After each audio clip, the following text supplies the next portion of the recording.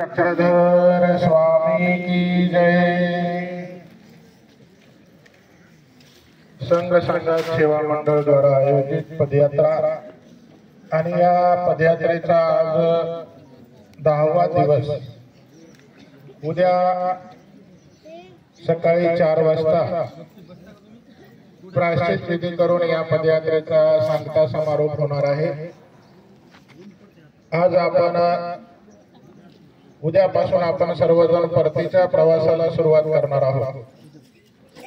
बंधूंनो, आज घटाळी या ठिकाणी आपण मुक्कामासाठी आलो। तर या ठिकाणी स्वामी काल बार्शी टाकळी या ठिकाणाहून येळवणला जात असताना या ठिकाणी स्वामींना आसनस्थान झालेलं आहे सकाळी आणि मग सकाळचा दंत धावन, गुळळा, मुख प्रक्षालन आदी विधी या स्थानापाशी झालेले आहेत। त्यानंतर समवेत भक्तिजन होता, बाईसा होत्या आणि या ठिकाणी थोडा वेळ विश्रांती झाल्यानंतर स्वामी याच ठिकाणाहून येळवणला गेलेले आहेत आणि त्या येळवणला एक रात्र स्वामींचा मुक्काम झाला आणि एकांत काळामध्ये सुद्धा स्वामी येळवणला एक रात्र मुक्कामी येऊन गेलेले आहेत। विघ्नेश्वर संस्थान म्हणून हे येळवणचं स्थान प्रसिद्ध आहे आणि नवशिक ठिकाण आहे। अनेक भक्तांच्या तिथे मनोकामना पूर्ण होतात। अतिशय प्रसिद्ध असं असलेलं हे ठिकाण आपण आज थोड्याच वेळात त्या ठिकाणी स्थानवंदन करण्याला जाणार आहोत। त्या ठिकाणी आपल्याला उदकही आहे, म्हणजे एकांत काळामध्ये एक रात्र स्वामींचा त्या ठिकाणी मुक्काम झाला आणि नंतर बार्शी टाकळीवरून जाताना त्या ठिकाणी स्वामी मुक्कामाला गेलेले आहेत आणि त्या ठिकाणाहून स्वामी लखीमपूर म्हणून एक गाव आहे त्या ठिकाणी पुढे गेलेले आहेत।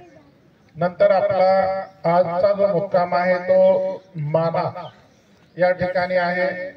मूर्तिजापूर तालुक्यामध्ये हे स्थान आहे।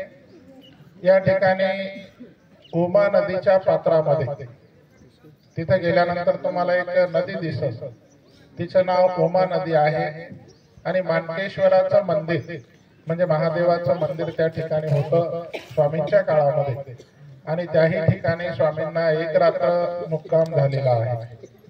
समवेत बाईसा होत्या, भक्तिजन होते। रात्रीचा स्वामींचा त्या ठिकाणचा पूजा अवसर, आरोगना आदी लीळा त्या ठिकाणी झालेल्या आहेत। एक रात्र मुक्काम त्या ठिकाणी मान्याला झालेला आहे आणि 2 रात्री मुक्काम हा येळवणला झालेला आहे। एकांत काळामध्ये आणि बार्शी टाकळीवरून गेल्यानंतर एक।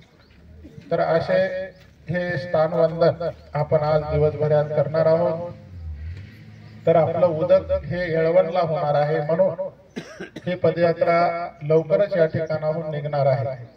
अंतर कमी आहे, फक्त 3.5 किलोमीटरच आहे, बरोबर। तर 4 आसन समजा पण जवळ आहे म्हणून आपण लवकरात लवकर या ठिकाणाहून निघायचं आहे।